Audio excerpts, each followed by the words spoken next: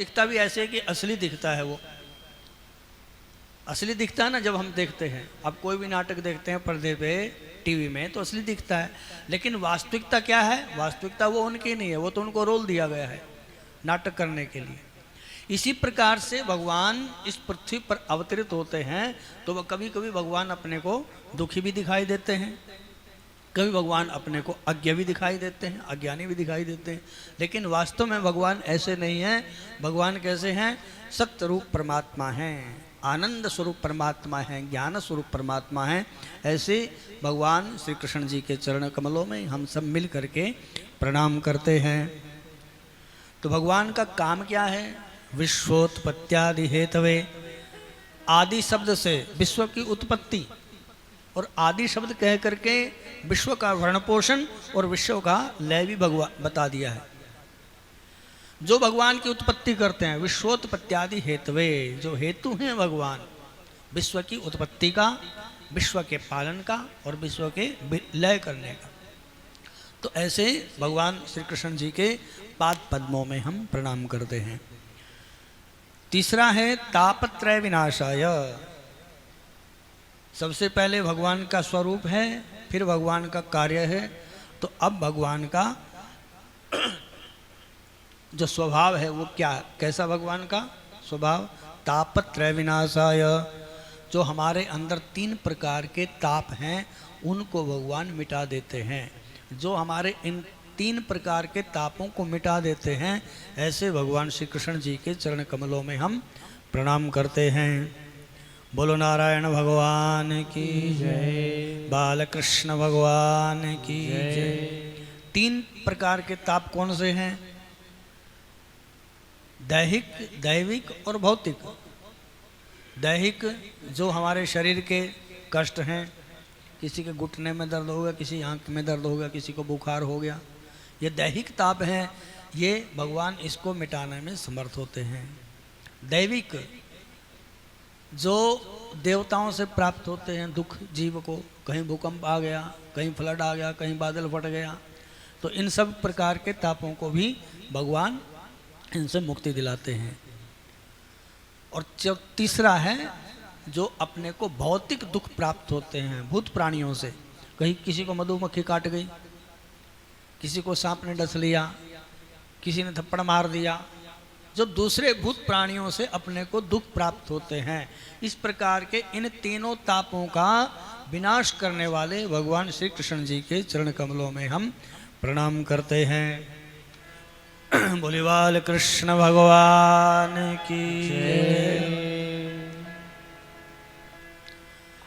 सौनक आदि 88,000 ऋषि जो नैमिष्य अरण्य की परम पवित्र भूमि में बैठे हुए हैं और सूत जी महाराज उनके आगे बैठे हुए हैं, उनसे वो निवेदन करते हैं कि हे प्रभु, हमें आप बढ़िया सी कथा सुनाइए जिससे हमारा सारा अज्ञान दूर हो जाए। जो अज्ञान रूपी अंधकार हमारे जीवन में है वो खत्म हो जाए, ऐसी हमें कथा सुनाइए। सूताख्या ही कथा सारम मम कर्ण रसायनम। हे सूत जी महाराज, अज्ञान ध्वांत विध्वंसा कोटि सूर्य समप्रभा, आपके अंदर, आपके पास करोड़ों सूर्यों के समान ज्ञान का भंडार है और हमारे अंदर अज्ञान रूपी अंधकार छाया हुआ है। इसलिए आप अपने उस ज्ञान से, ज्ञान के प्रकाश से हमारे अंदर जो अज्ञान का अंधेरा है उसको मिटा दीजिए। इसलिए आप हमें बढ़िया सी कथा सुनाइए।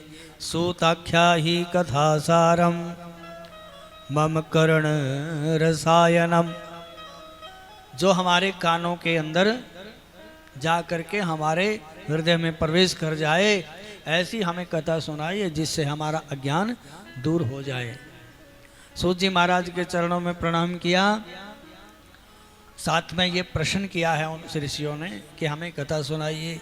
भक्ति ज्ञान विरागाप्तो विवेको वर्धते महान।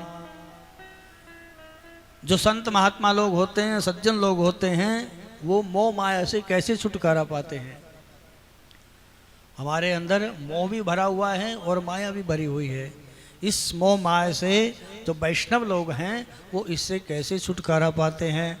भक्ति ज्ञान और वैराग्य को बढ़ाने वाला जो विवेक है उसकी वृद्धि कैसे होती है, ये हमें आप बताएं, जिससे हमारा कल्याण हो जाए। बोलो नारायण भगवान की जय। हम जितने मर्जी शास्त्र पढ़ लें, जितने मर्जी कीर्तन कर लें, जितने मर्जी भजन कर लें, भजन गा लें, जो मर्जी कर लो, जब तक संतों का और सदगुरु का सानिध्य जीव को प्राप्त नहीं होता है तब तक उसका किसी भी परिस्थिति में कल्याण नहीं होता। क्योंकि शास्त्रों के अर्थ लगाने में हर एक व्यक्ति सक्षम नहीं है। सुनीता जी आप थोड़ा इधर होकर बैठो सामने। दैया क्यों सुनीता 2-3 होंगी हैं? आजकल नीता और सुनीता का ही बोलबाला है ज़्यादा। बोलो शंकर भगवान की जय। जब तक सदगुरु की कृपा और संतों की कृपा जीव के ऊपर नहीं होती है तब तक कल्याण होने वाला नहीं है। जब सदगुरु जीवन में आते हैं, संत जीवन में आते हैं, तब हमें वो शास्त्रों का बोध करा देते हैं जो हमें शास्त्र पढ़ करके भी पता नहीं चलता। भाई शास्त्र कैसे हैं? शास्त्र तो सागर के समान हैं। जैसे सागर का जल होता है, यदि हम डायरेक्ट सागर का जल पीते हैं, समुद्र का जल, उसे तो आचमन भी नहीं कर सकते, इतना खारा होता है वो। पीने की तो बात ही छोड़िए। लेकिन वही जल जब बादलों के माध्यम से, जब बादल उसको उठाते हैं वहाँ से और वो बादलों के माध्यम से फिर बादल वर्षा करते हैं, फिर वो बरसता है, तो वही समुद्र का जल जो बहुत खारा है जब बादलों के माध्यम से हमारे पास आता है तो वही जल सुस्वादु हो जाता है, मीठा बन जाता है, पीने के योग्य हो जाता है। इसी प्रकार से जो हमारे ग्रंथ हैं, हमारे शास्त्र हैं, वो सागर के समान हैं और जो संत लोग हैं वो बादलों के समान हैं। तो वो शास्त्रों का पठन पाठन करते हैं बढ़िया से, उनके अंदर से जो सार अंश है वो लेकर के फिर अपने भक्तों को, श्रद्धालुओं के आगे वो पेश करते हैं, उनके आगे से आगे बांटते हैं। और वो जो सूत्र, जो शास्त्र हमारे समझ में नहीं आते, फिर वही संतों के माध्यम से हम ठीक से समझ लेते हैं। इसलिए सद्गुरु और संत की कृपा होना अति आवश्यक है। बोलो सद्गुरुदेव भगवान की जय। मुझे प्रेम का पंथ बता दे, ऐसा कोई संत मिले। मुझे प्रेम का पंथ बता दे, ऐसा कोई संत मिले। मुझे प्रेम का पंथ बता दे, ऐसा कोई संत मिले। मुझे प्रेम का पंथ बता दे, ऐसा कोई संत मिले।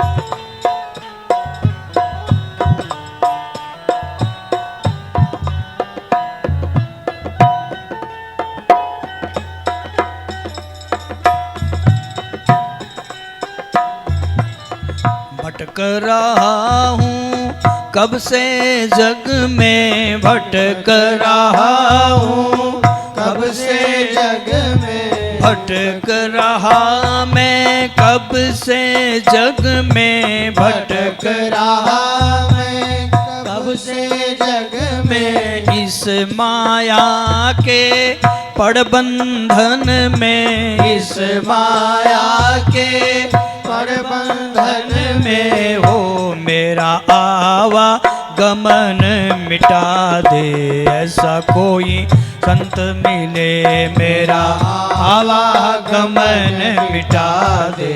ऐसा कोई संत मिले, मुझे प्रेम का पंथ बता दे। ऐसा कोई संत मिले, मुझे प्रेम का पंथ बता दे। ऐसा कोई संत मिले।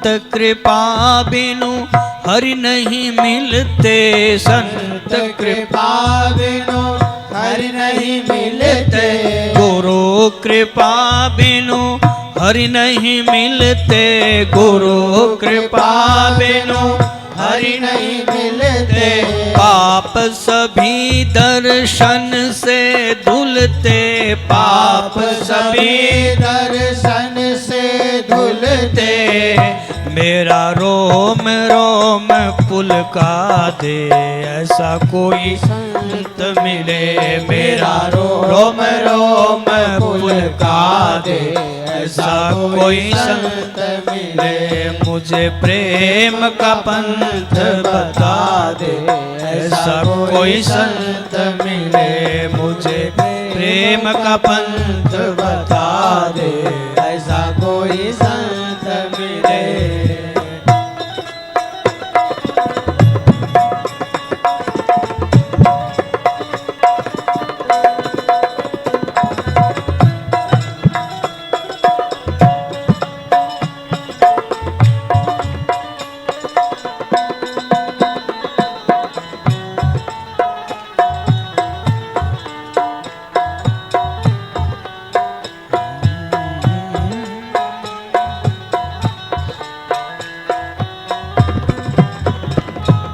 संत दरस का बड़ा है महात्म, संत दरस का बड़ा है महात्म, संत दरस का बड़ा है महात्म, संत दरस का बड़ा है महात्म, संत दरस का बड़ा है महात्म, संत दरस का बड़ा है महात्म, बड़े भाग से मिले समागम, बड़े भाग से मिले समागम हो, मोहे प्रभु की लगन लगा दे, ऐसा कोई संत मिले, मुझे प्रभु की लगन लगा दे, ऐसा कोई संत मिले, मोहे प्रभु की शरण लगा दे, ऐसा कोई संत मिले, मुझे प्रभु की शरण लगा दे, ऐसा कोई संत मिले।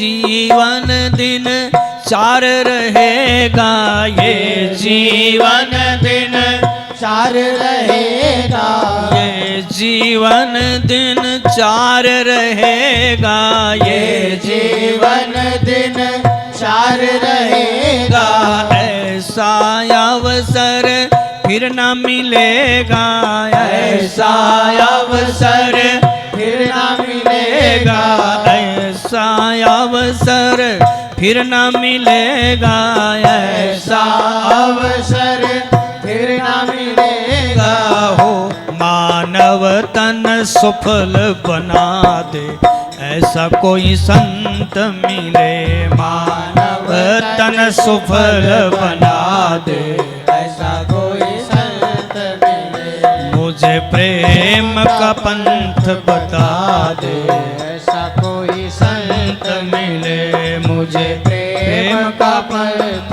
बता दे, ऐसा कोई संत मिले, मुझे प्रेम का पंथ बता दे, ऐसा कोई संत मिले, ऐसा कोई संत मिले, ऐसा कोई संत मिले।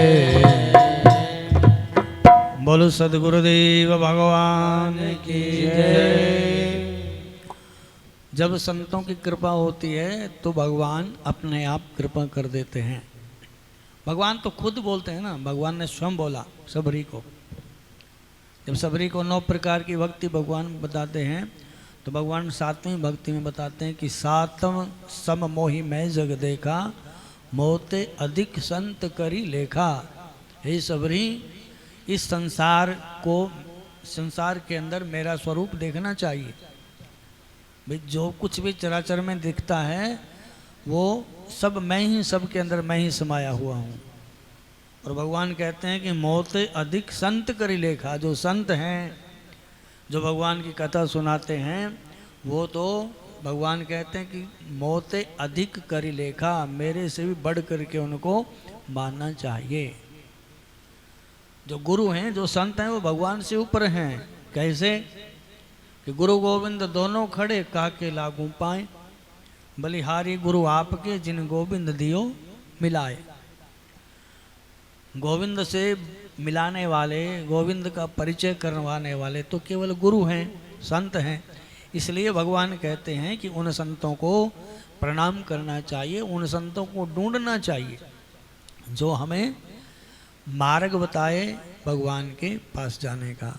तो ऐसे संत पवित्र, जो तन से, मन से, धन से भी पवित्र होकर के बैठे हैं, श्री सूत जी महाराज, उनके पाद पद्मों में उन्होंने प्रणाम किया है कि हमें आप बढ़िया सी कथा सुनाइए, जो हमारे अंदर बसा हुआ अज्ञान है उसको निकाल करके फेंक दे।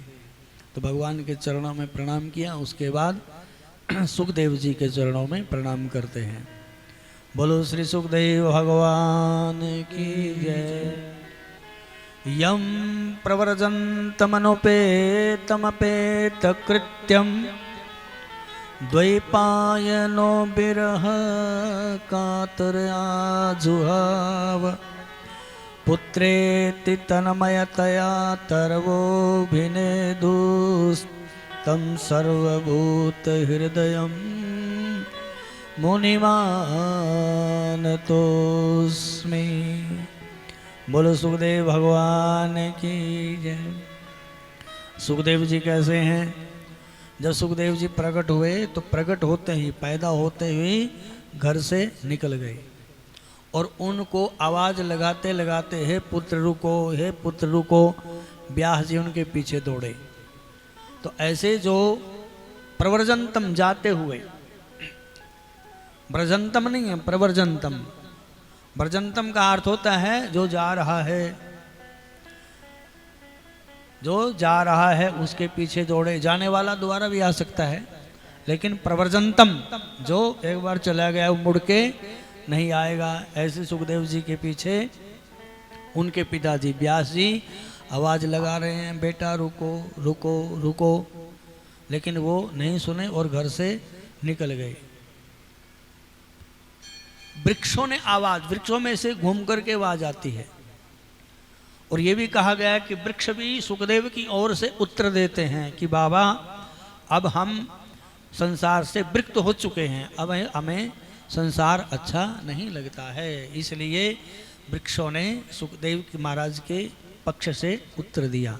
तो ऐसे अपने पुत्र को पुकारते हुए जा रहे हैं व्यास जी। तो ऐसे सुखदेव जी महाराज सर्वभूत हृदय मुनिमानतोस्मि, जो सबके हृदय में निवास करते हैं, ऐसे महामुनि के चरणों में, सुखदेव जी के चरणों में हम प्रणाम करते हैं। बोलो सुखदेव भगवान की जय। हर हर महादेव।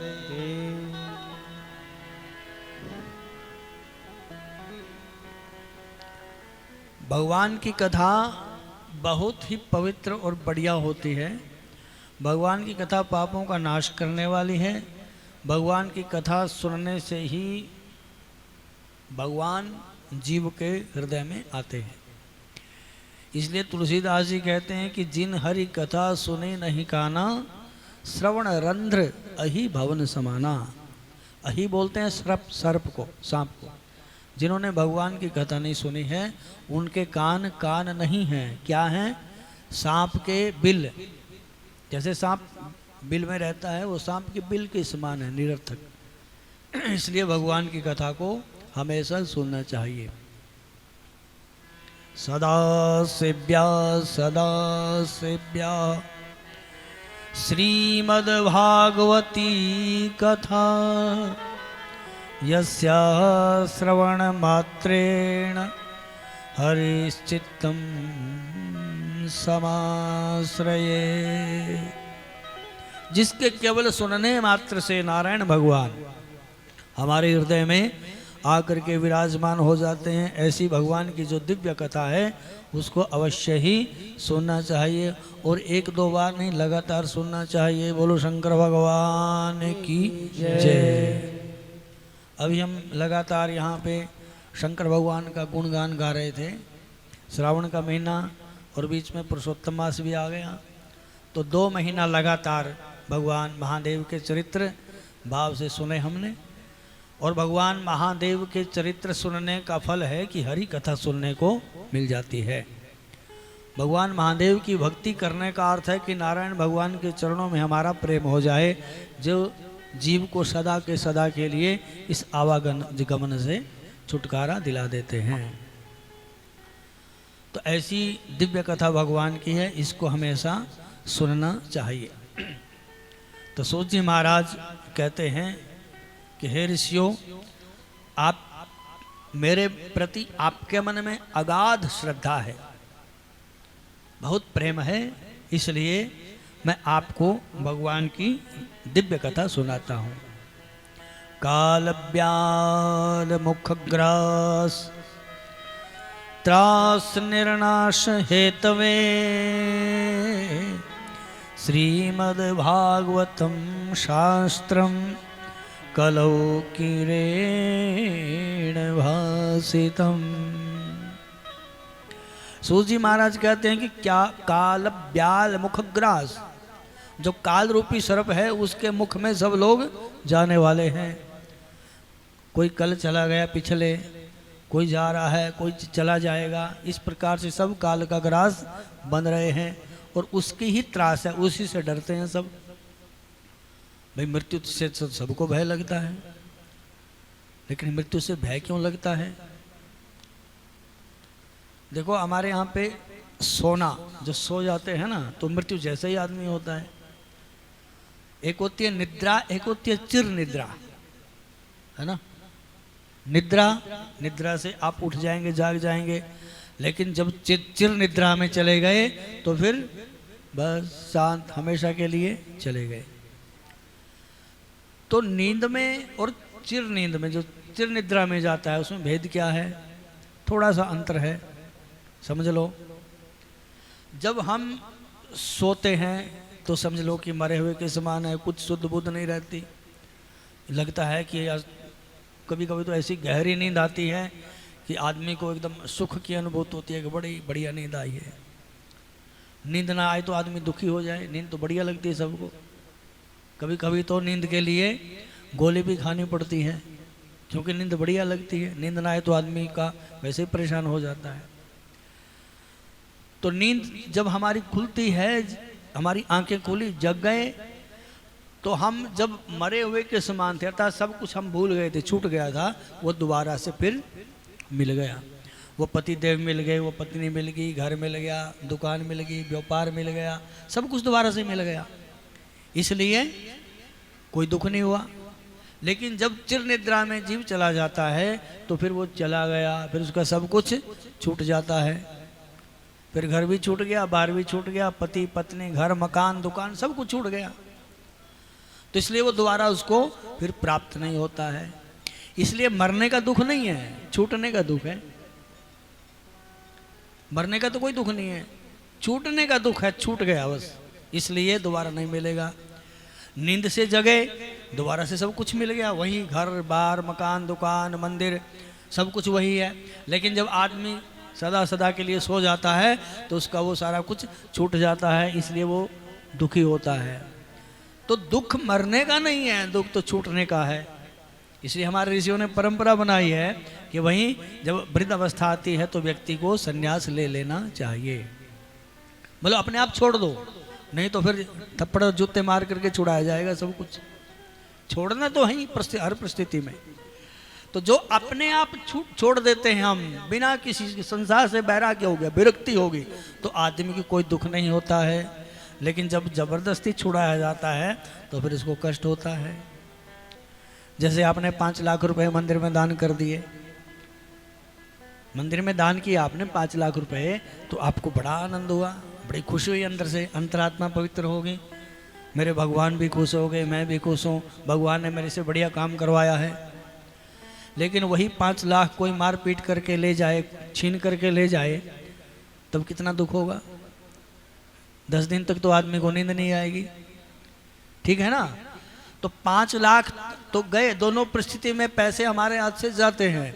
जब हम दान करते हैं स्वेच्छा से, अपनी इच्छा से, तब भी चले गए, और कोई छीन करके लेगा जबरदस्ती, तब भी वो चले गए।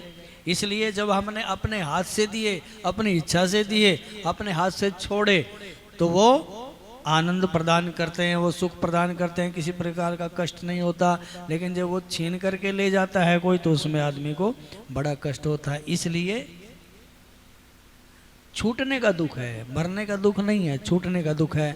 तो व्यास जी कहते हैं, सूत जी कहते हैं, काल ब्याल मुख ग्रास, जो काल ब्याल के मुख में, ब्याल बोलते हैं सांप को, जो काल रूपी सर्प के मुख में जा रहे हैं, मृत्यु के मुख में, उसका जो त्रास है, निर्नाश हेतु, उसका भय मिटाने के लिए ही श्रीमद् भागवतम शास्त्रम, यह श्रीमद् भागवत की जो कथा है, कलौ कीरेण भाषितम, ये कलयुग में, कीर बोलते हैं तोते को, यानी सुखदेव जी को, सुखदेव जी ने इस कथा को सुनाया है। क्यों? क्योंकि इसके सुनने से व्यक्ति का जो चित्त है वो शुद्ध हो जाता है, निर्मल हो जाता है। एतस्मात् परम किंचन मनः शुद्ध्यै न विद्यते, जन्मांतरे भवेत पुण्यम तदा भागवतम लभे। सूत जी कहते हैं कि एतस्मात् अपरम किंचन मनः शुद्धै न विद्यते, इसको छोड़ करके और कोई तरीका नहीं है जो हमारे मन को शुद्ध और पवित्र कर दे। यानी भगवान की कथा ही जीव के हृदय को निर्मल और पवित्र बना देती है, ये कथा का प्रभाव होता है। लेकिन ये कथा पवित्र तो बनाती है, मिलती किसको है भाई? अब सारे लोग तो कथा नहीं सुन सकते।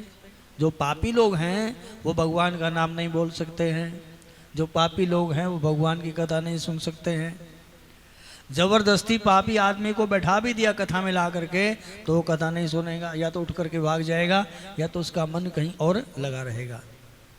इसलिए कहते हैं कि जन्मांतरे जन्मांतरे भवेत पुण्यम, जन्म जन्मांतर के जब पुण्य उदय होते हैं, तब उस जीव को भागवत की कथा सुनने को मिलती है। ऐसे ही भागवत की कथा को सुनने को नहीं मिलती। अब शोभा जी बैठी हुई हैं, आपने कई बार विचार किया होगा, सोचा होगा, चलो आपके पुण्य जो है जन्म जन्मांतर के वो इकट्ठे हुए, पुण्य पंच इकट्ठा हुआ और भगवान की प्रेरणा से बातचीत हो गई, तो आपने आज पूजा संपन्न करवाई कथा में, और आपने तो संकल्प लिया कि हम प्रतिदिन कथा सुनने के लिए आएंगे। इसलिए हमारे पुण्यों का फल है कि हम भगवान की कथा में बैठे हैं, भगवान की कथा सुनने के लिए बैठे हैं। ये भगवान की कथा सबको नहीं मिलती है। ये जो सत्संग है, कथा रूपी सत्संग, ये सबको प्राप्त नहीं होता है, ये भगवान की कृपा से ही प्राप्त होता है। बिनु सत्संग विवेक न होई, राम कृपा बिनु सुलभ न सोई। बिनु सत्संग विवेक न होई, राम कृपा बिनु सुलभ न सोई।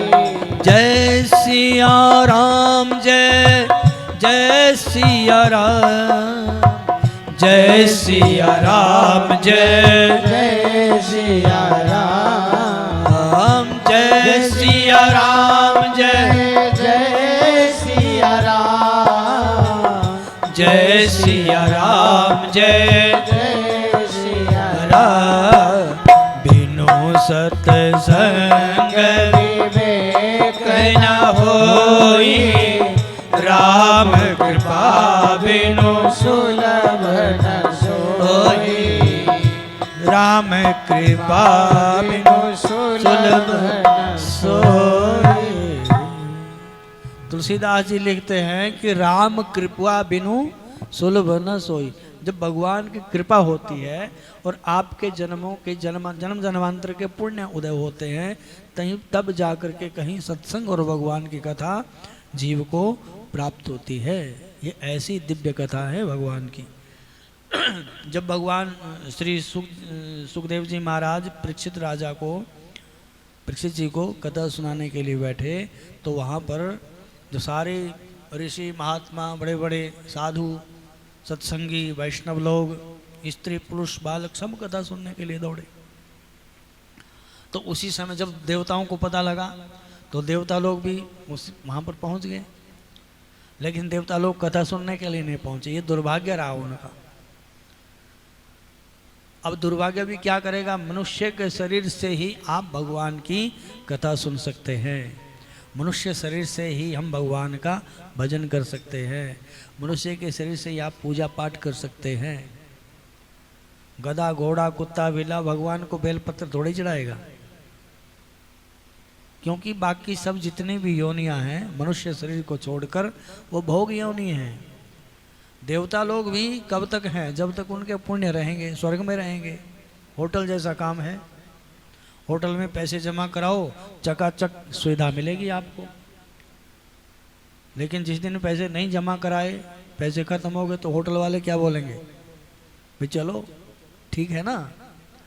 तो ऐसे ही स्वर्ग में है, जब तक स्वर्ग में देवता लोग रहेंगे या उनका पुण्य रहेगा तब तक वो वहाँ पे रहेंगे।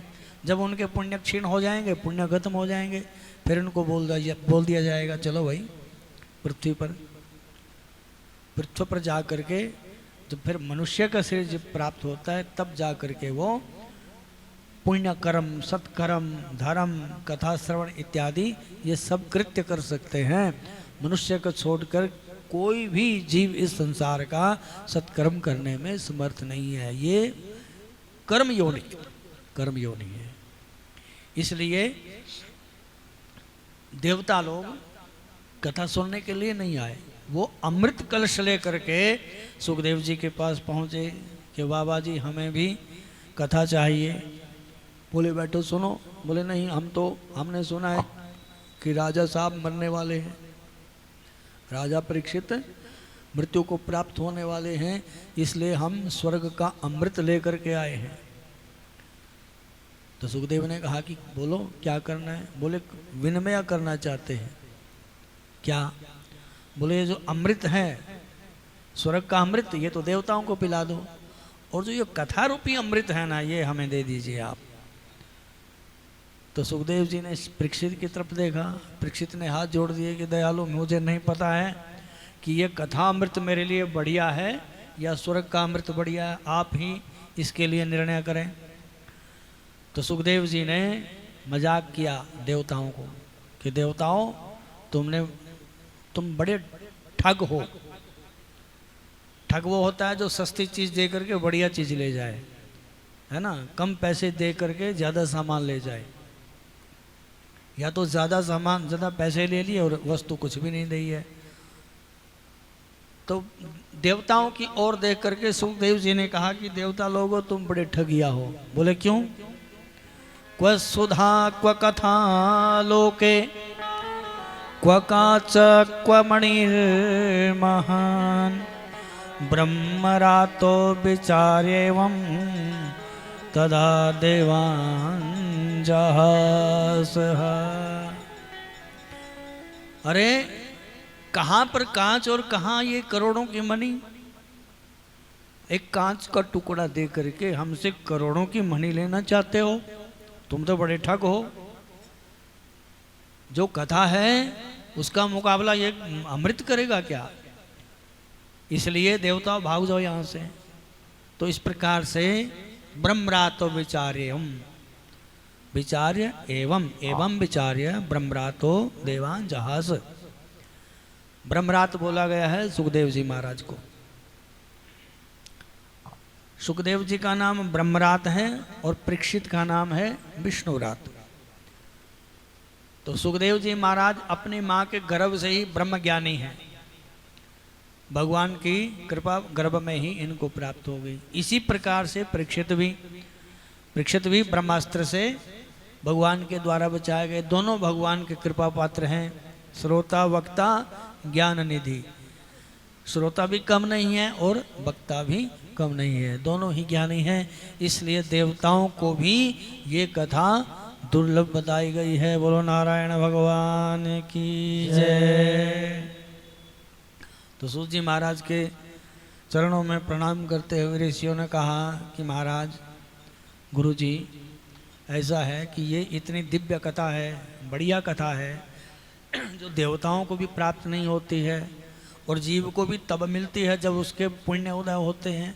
इतनी जोरदार कथा है तो इसको 7 दिन में ही क्यों सुनाते हो? इसको थोड़ा लंबा कर दो, 15 दिन में सुना दो, महीने की कर दो, 2 महीने की कर दो। बोले नहीं नहीं, ये परिपाटी हमने नहीं की है, पहले से शुरुआत से चली आ रही है 7 दिन की। तो बोले कैसे? बोले एक बार नारद जी ने यही कथा सनक आदि ऋषियों से सुनी। अब जैसे ही ऋषियों ने सुना ये शब्द कि नारद जी ने कथा सुनी, महाराज नारद जी ने कैसे कथा सुनी? हमने सुना है कि वो 2 घड़ी से ज़्यादा कहीं बैठ ही नहीं सकते हैं, बड़े चंचल हैं। तो उन्होंने ये कथा कैसे सुन ली? आप थोड़ा विस्तार से बताइए। तो बोले हाँ, मैं आपको एक प्रसंग सुनाता हूँ, इससे आपके समझ में आ जाएगा। बोलो बाल कृष्ण भगवान की जय। गोविंद जय जय गोपाल जय जय, गोविंद जय जय गोपाल जय जय, गोविंद जय जय गोपाल जय जय, गोविंद जय जय गोपाल जय जय, श्री राधा रमण हरि गोविंद जय जय, राधा रमण हरि गोविंद जय जय, राधा रमण हरि गोविंद जय जय, राधा रमण हरि गोविंद जय जय गोविंद जय जय गोपाल जय जय, गोविंद जय जय गोपाल जय जय, गोविंद जय जय गोपाल जय जय, गोविंद जय जय गोपाल जय जय, राधा रमण हरि गोविंद जय जय, राधा रमण हरि गोविंद जय जय, राधा रमण हरि गोविंद जय जय, राधा रमण हरि गोविंद जय जय, गोविंद जय जय गोपाल जय जय, गोविंद जय जय गोपाल जय जय गोविंद जय जय गोपाल जय जय, गोविंद जय जय गोपाल बोलो नारायण भगवान की जय जय। बोले एक बार सनक आदि ऋषियों से भेंट हुई नारद जी की। नारद जी भ्रमण करते करते एक बार बद्री विशाल में पहुंचे। वहाँ पर सनक आदि की भेंट हुई। सनक आदि जो ऋषि हैं वो ऐसे भ्रमण करते रहते हैं, तो उनकी भेंट हुई नारद जी से। तो नारद जी को देखा दूर से ही, तो विचार किया कि आ गए हमारे भाई साहब, भैया नारद जी आए हैं और इनके साथ बढ़िया सत्संग करेंगे, क्योंकि इनको सत्संग का चस्का लगा हुआ है। हरिर नाम केवलम, केवल भगवान का नाम जप करते हैं और भगवान की कथा सुनते हैं, क्योंकि इनको पता है कि ये भगवान का नाम और भगवान की जो कथा है वही अमृत है। अमृत है हरि नाम जगत में, इसे छोड़ विषय विष पीना क्या, हरि नाम नहीं तो जीना क्या, हरि नाम नहीं तो जीना क्या, हरि नाम नहीं तो जीना क्या, हरि नाम नहीं तो जीना क्या। अमृत है हरि नाम जगत में, अमृत है हरि नाम जगत में, से छोड़ विषय विष पीना क्या, हरि नाम नहीं तो जीना क्या, हरि नाम नहीं तो जीना क्या।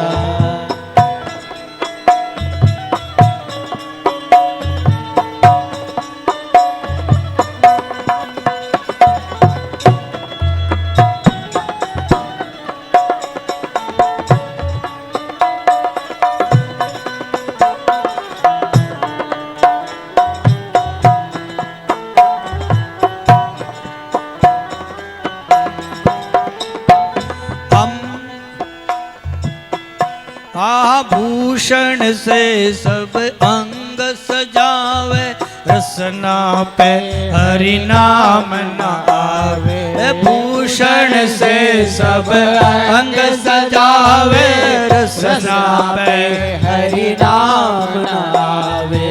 भूषण से सब अंग सजावे, रसना पे हरि नाम न आवे। भूषण से सब अंग सजावे, रसना पे हरि नाम न आवे। रसना पे हरि नाम न आवे। रसना पे हरि नाम न आवे। देह पड़ी रह जाए यहीं पर, देह पड़ी रह जाए यहीं पर कुंडल और नगीना क्या हरि नाम नहीं तो जीना क्या हरि नाम नहीं तो जीना क्या। हरि नाम नहीं तो जीना क्या। हरि नाम नहीं तो जीना क्या।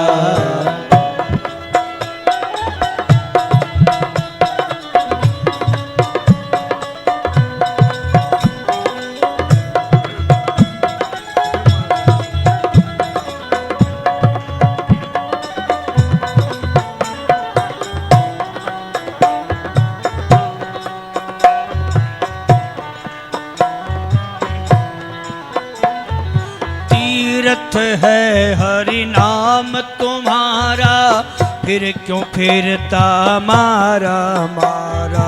तीर्थ है हरि नाम तुम्हारा, फिर क्यों फिरता मारा मारा। तीर्थ है हरि नाम तुम्हारा, फिर क्यों फिरता मारा मारा।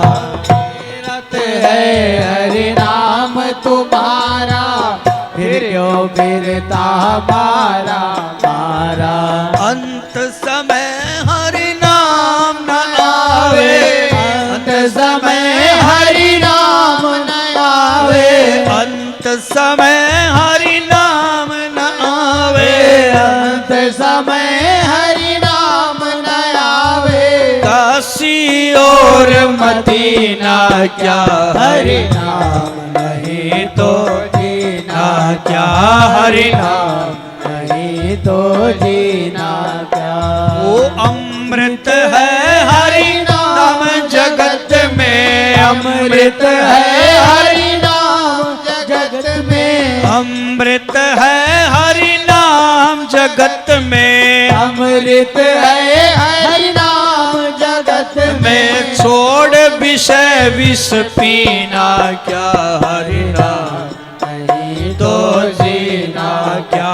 हरि नाम नहीं तो जीना क्या। हरि नाम नहीं तो जीना क्या। हरि नाम नहीं तो जीना क्या। बोलो वृंदावन बिहारी लाल की जय।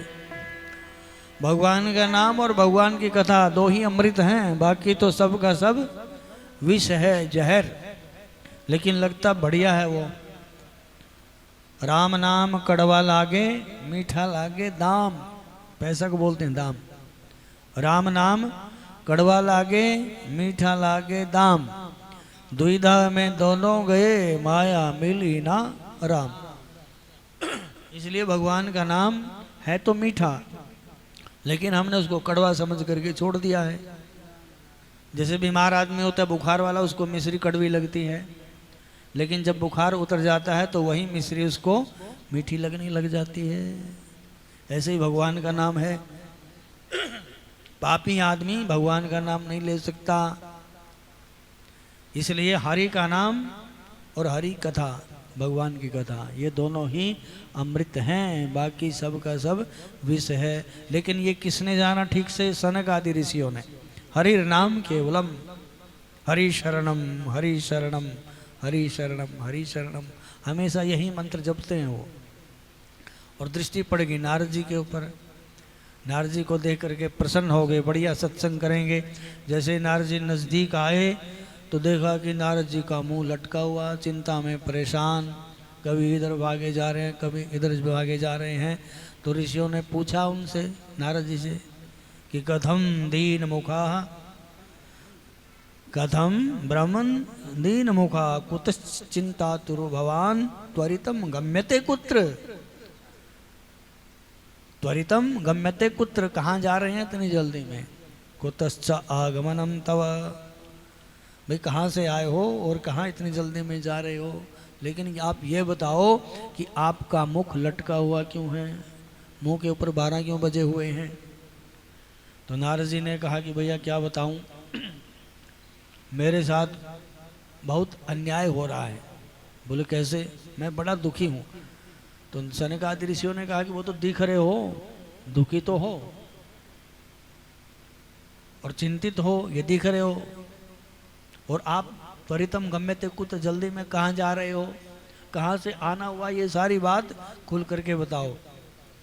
तो कहते हैं कि एक बार में मैंने विचार किया कि चलो मृत्युलोक में चलते हैं, पृथ्वीलोक पर भारतवर्ष में भ्रमण करेंगे, कुछ सत्संग का लाभ मिलेगा, हरि नाम की चर्चा होगी, साधु संत महात्मा लोग मिलेंगे। तो ऐसा सोच करके मैं पृथ्वीलोक पर आया तो मैंने देखा कि यहाँ तो सब लोग बड़े परेशान हैं, साधु संत भी ठीक नहीं हैं, गृहस्थ लोग भी ठीक नहीं हैं। जिसके पास भी गया वही मुझे दिक्कत में लगे, दुखी लगे। बोले कैसे? बोले संतों के पास गया तो संत पाखंड निरतः, संतों में भी पाखंड का प्रवेश हो गया है। घर गृहस्थी वाले भी दुखी हैं। क्यों?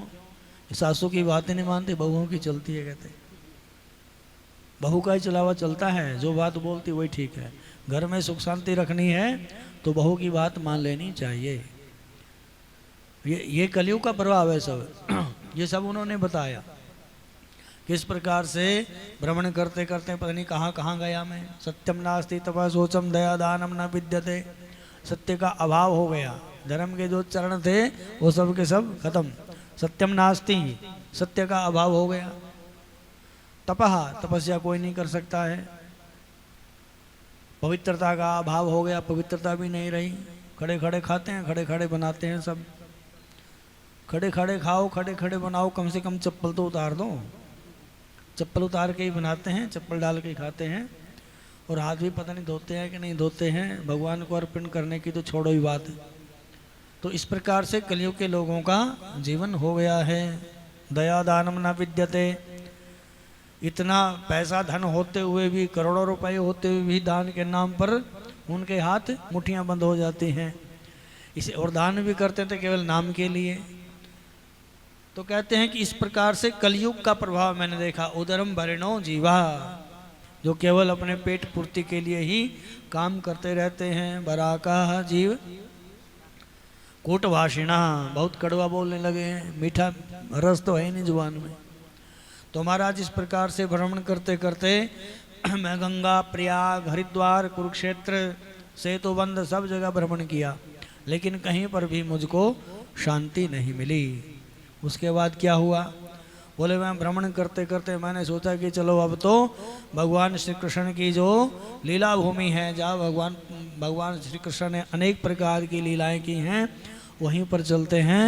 और वो स्थान है वृंदावन धाम। बोलो वृंदावन धाम की जय, वृंदावन धाम की जय। बोले वृंदावन चलते हैं। और मैं यहाँ फिर वृंदावन में पहुँच गया।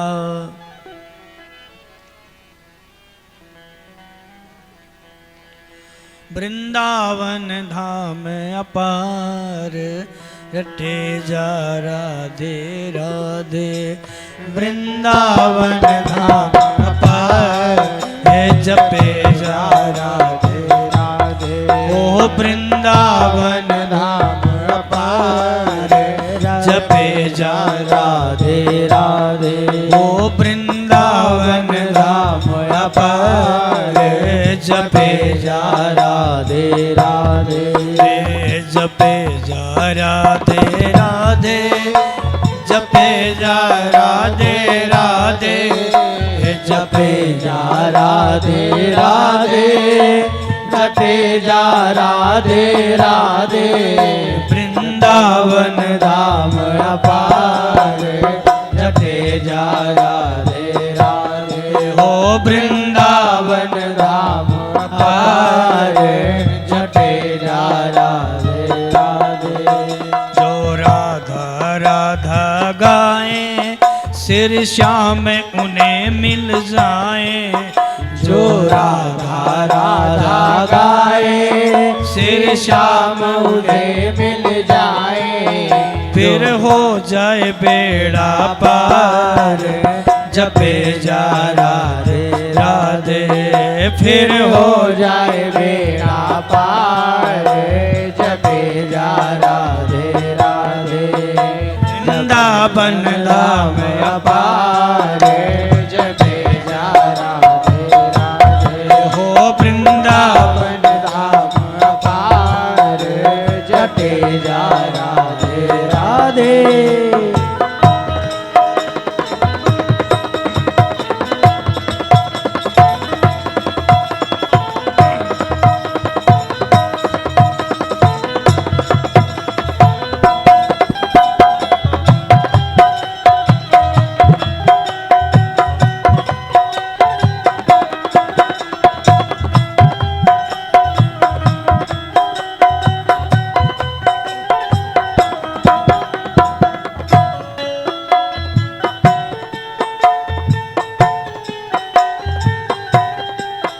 ये वृंदावन की गोपी कोई पाठ पढ़े ना पोथी ये वृंदावन की गोपी कोई पाठ पढ़े ना पोथी ये वृंदावन की गोपी कोई पाठ पढ़े ना पोथी ये वृंदावन की गोपी कोई पाठ पढ़े ना पोथी ये जपती कृष्ण को नाम जपे जा राधे राधे ये जपती कृष्ण को नाम जपे जा राधे राधे वो वृंदावन धाम अपार जपे जा राधे राधे राधे राधे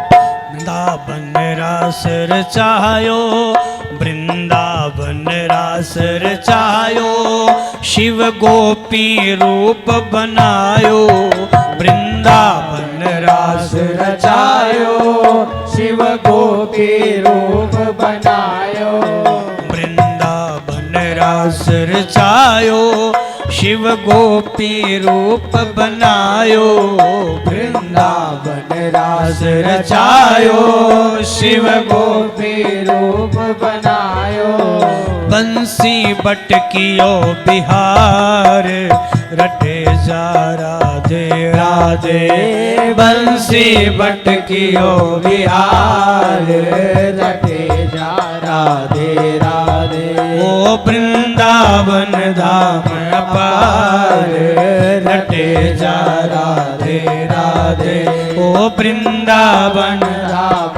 अपार रटे जा राधे राधे ओ रटे जा राधे राधे हाँ रटे जा राधे राधे बोलो वृंदावन वृंदावन धाम की जय हो। नारद जी कहते कि मैं वृंदावन में पहुंच गया, लेकिन जैसे ही वृंदावन में आया मैंने वहां पे एक अजीब आश्चर्य देखा। तो ऋषियों ने पूछा कि भैया क्या देखा, वो भी बता दो। बोले मैंने देखा वहां पर एक तरुणी स्त्री बैठी हुई है, रो रही है। उसने मुझे आवाज लगाई, भो भो साधो क्षणमतिष्ठ मच्चिंतामपि नाशया दर्शनम तब लोकस्य सर्वनाघानाथ अघ हरम परम। आपका दर्शन महाराज, नारद जी से कहती है कि भो भो साधु क्षणम तिष्ठ, हे साधु थोड़ी देर के लिए रुकिए।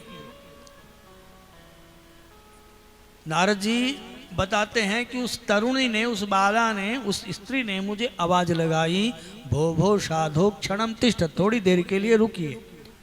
मत चिंता में पपिनाशया, और मेरी चिंता को भी आप दूर करें। क्यों? बोले आपका जो केवल दर्शन मात्र ही सारे पापों को भस्म करने वाला है। महाराज आपके चरणों में प्रणाम, मेरी विनती सुन लीजिए। तो नारद जी ने पूछा कि कौन हो देवी तुम, काशी तुम कौन हो? तो फिर भक्ति महारानी कहती है कि अब मेरा परिचय सुन लीजिए। भक्ति रानी कहती है कि अहम भक्ति ख्याता इमऊ में तनयौ मतौ, मेरा नाम भक्ति है और ये दो मेरे बेटे हैं। कैसे? जर्जर बड़े हुए हैं, बूढ़े हो गए हैं दोनों। नारद जी ने कहा कि तुम तो जवान लगती हो देवी, जवान हो और तुम्हारे दो बेटे बूढ़े, राम राम ये कैसे हो गया? 20 साल की माता जी और बेटा 80-90 साल के, ये कैसा आश्चर्य देख रहा हूँ। बोले महाराज बस ये सब काल का प्रभाव है। काल का प्रभाव कैसे? तो नारद जी को कहती है कि इमऊ में तनयो मत हो, ये मेरे दो बेटे हैं। बोले नाम क्या है इनके? ज्ञान वैराग्य नामानव, इनके नाम हैं ज्ञान और वैराग्य। लेकिन काल योगेन जर जरऊ, काल के प्रभाव से ये दोनों बूढ़े हो गए हैं। तो नारद ने पूछा कि देवी तुम कहाँ से आई हो, क्या हो, अपना पूरा परिचय दो। ये तो ठीक है आपका नाम भक्ति है, आपके ये दो बेटे हैं। तो कहती हैं कि महाराज मेरी व्यथा सुन लीजिए। मैं द्रविड़ देश में उत्पन्न हुई हूँ, कर्नाटक में मेरा लालन पालन हुआ, महाराष्ट्र में भी मेरा कुछ सम्मान हुआ, लेकिन कुछ प्रदेशों में ऐसे मैंने भ्रमण किया कि वहाँ पर मैं जीर्ण शीर्ण हो गई, खंडित हो गई बिल्कुल। अब मैंने सोचा कि मैं वृंदावन में जाऊं, जहाँ पर भगवान ने अनेक लीलाएं की हैं। तो मैं यहाँ पर तो पहुँच गई हूँ, लेकिन यहाँ आते ही मैं तो एकदम जवान हो गई। इन दोनों बच्चों के लिए घूमती हुई यहाँ पर पहुँची, मैं तो जवान हो गई एकदम, लेकिन ये मेरे दोनों बेटे एकदम बूढ़े हो गए हैं महाराज, इसलिए मैं बहुत दुखी हूँ।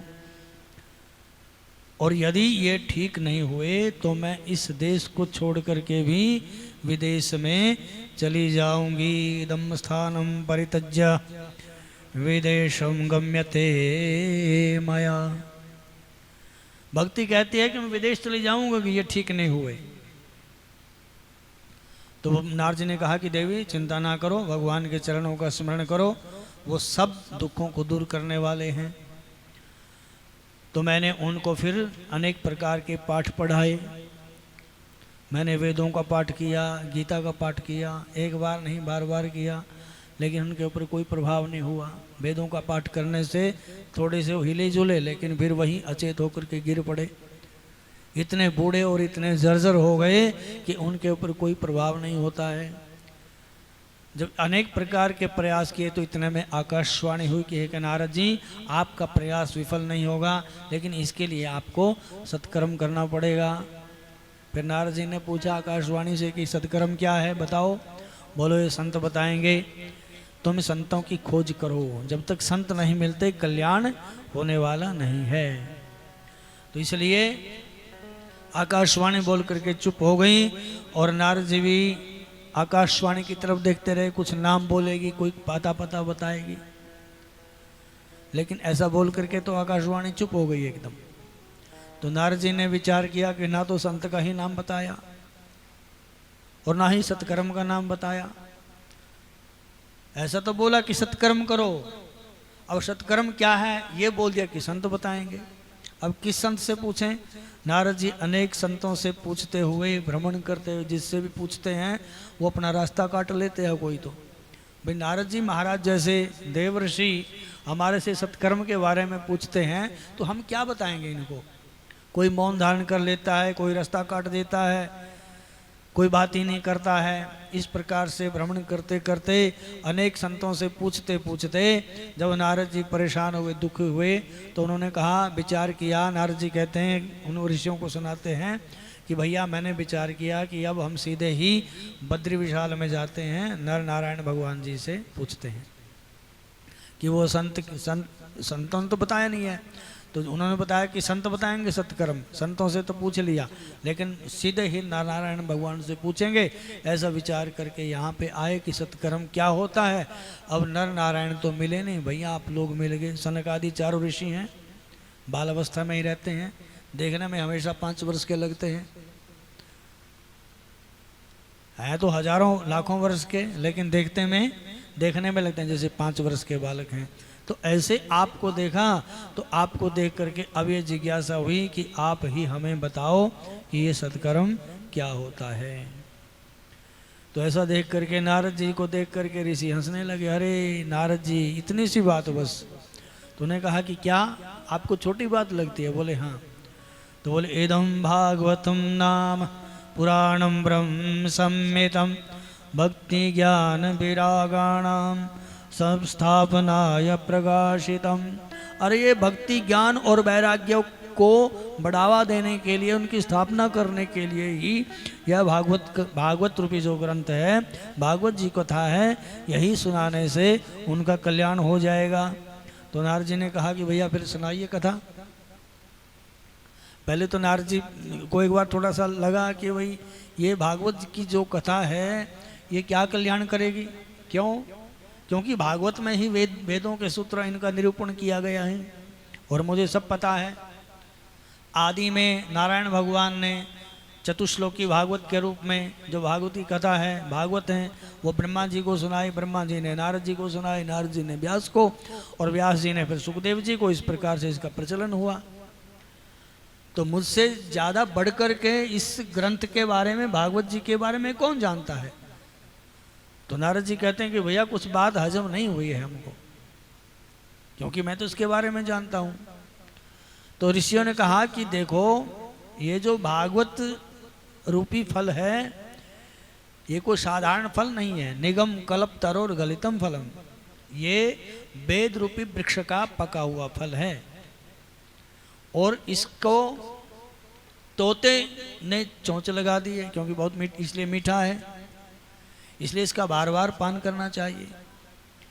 तो सनक आदि ऋषियों ने समझाया कि देखो, जिस प्रकार से कोई आम का फल है, आम का फल खा करके विचार करे कि आम इतना स्वादिष्ट है, इतना इसके अंदर रस है, इतनी मिठास है, तो जहाँ से ये प्रकट हुआ है यानी आम का पेड़, तो उस पेड़ में कितना रस होगा, कितनी मिठास होगी। तो ऐसा छोड़ करके, ऐसा आम का जो फल है उसको छोड़ करके और आम के पेड़ को चबाने लगे, तो ये कहाँ तक उचित है? क्योंकि आम का जो पेड़ है उसका रस ही फल में आया, ये तो ठीक है, लेकिन जो रस फल में आया है, आम में आया है, वो रस उस पेड़ के अंदर नहीं है। जैसे मिठाई बनती है शक्कर से, शक्कर निकलती है गन्ने से, गन्ने के रस से बनती है। तो गन्ने के रस से मिठाई नहीं बनती, मिठाई तो शक्कर से ही बनेगी। बेशक वो जो मिठाई है वो शक्कर है, वो गन्ने के रस से ही निकली है। जैसे घी है, दूध में घी है, घी से आप दीपक जला सकते हैं, घी में आप पूरियां छान सकते हैं, पकोड़े बना सकते हैं।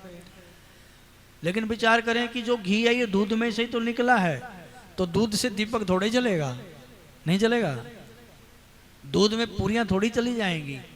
इसी प्रकार से जो वेद है, वेद बहुत कठिन है और उसका वेद रूपी वृक्ष का पका हुआ फल है भागवत।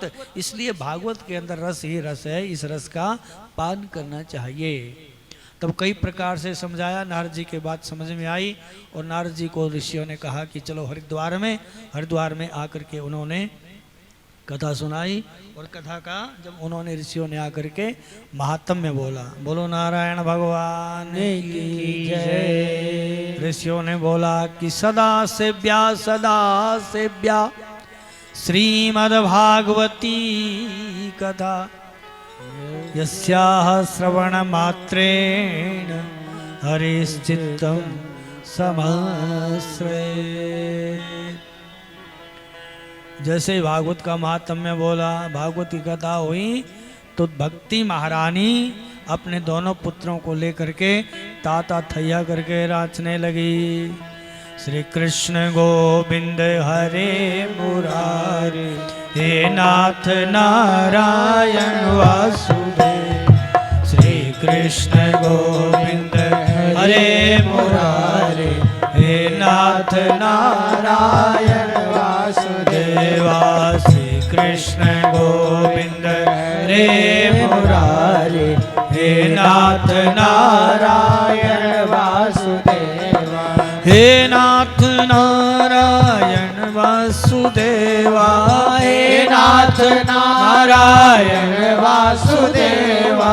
हे नाथ नारायण वासुदेवा, हे नाथ नारायण वासुदेवा। हे नाथ नारायण वासुदेवा, हे नाथ नारायण वासुदेवा। श्री कृष्ण गोविंद हरे मुरारी, हे नाथ नारायण वासुदेवा। श्री कृष्ण गोविंद हरे मुरारी, हे नाथ नारायण वासुदेवा। श्री कृष्ण गोविंद हरे मुरारी, हे नाथ नारायण वासुदेवा। भक्ति सुतौ तौ तरणौ गृहीत्वा प्रेमैकरूपा सहसा विरासीत्। श्री कृष्ण गोविंद हरे मुरारे, नाथेति नामानि मुहुर्वदन्ति।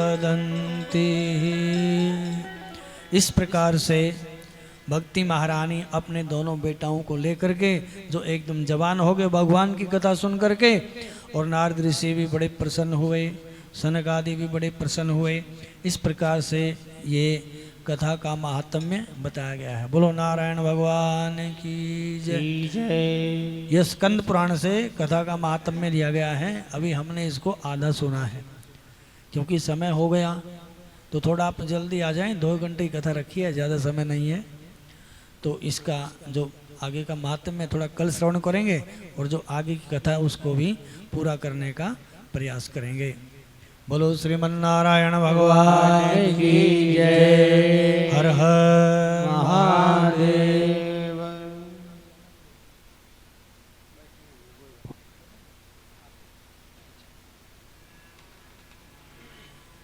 अब 2 मिनट के लिए भगवान का कीर्तन करेंगे, भगवान का नाम लेंगे, उसके बाद आरती करेंगे। मेरो राधा रमण गिरधारी, गिरधारी श्याम बनवारी। मेरो राधा रमण गिरधारी, गिरधारी श्याम बनवारी। मेरो राधा रमण गिरधारी, गिरधारी श्याम बनवारी। मेरो राधा रमण गिरधारी, गिरधारी श्याम बनवारी। गिरधारी श्याम बनवारी, गिरधारी श्याम बनवारी। गिरधारी श्याम बनवारी, गिरधारी श्याम बनवारी। मेरो राधा रमण गिरधारी, गिरधारी गिरधारी श्याम बनवारी मेरो राधा रमण गिरधारी गिरधारी श्याम बनवारी मेरो राधा रमण गिरधारी गिरधारी श्याम बनवारी हा मेरो राधा रमण गिरधारी गिरधारी श्याम बनवारी मेरो राधा रमण गिरधारी गिरधारी श्याम बनवारी मेरो राधा रमण गिरधारी गिरधारी श्याम बनवारी। बोलो वृंदावन बिहारी लाल की जय। अब आरती करेंगे। आज पूजा जी आगे, शोभा जी आगे आ जाएंगी पहले, उसके बाद सब लोग भी आरती करेंगे। अपने अपने स्थान पर आप लोग खड़े हो जाएंगे।